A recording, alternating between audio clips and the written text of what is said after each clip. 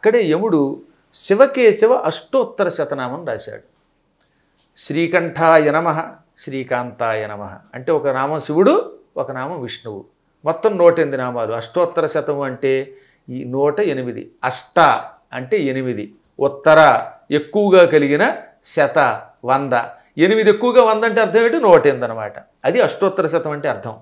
ఈ 108 నామాల్లో ఎన్ని ఉంటాయి? మొత్తం 54 శివనామాలు, 54 విష్ణునామాలు. దానికి యమధర్మరాజకృత శివకేశవ అష్టోత్తర శతనామాలని పేరు.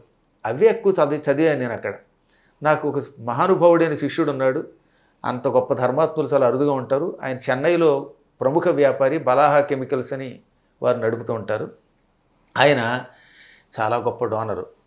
ఆ యమధర్మరాజేశ్వర లింగం దగ్గర హిందీ లిపిలో, నాగర లిపిలో, తెలుగు లిపిలో రెండింటిలో కూడా ఇప్పుడు నేను చెప్పిన ఈ 108 నామాలు బ్రహ్మశ్రీ వతిపతి పద్మాకర గురుదేవుల యొక్క సౌజన్యంతో వేశారు శిలాఫలకాలుగా.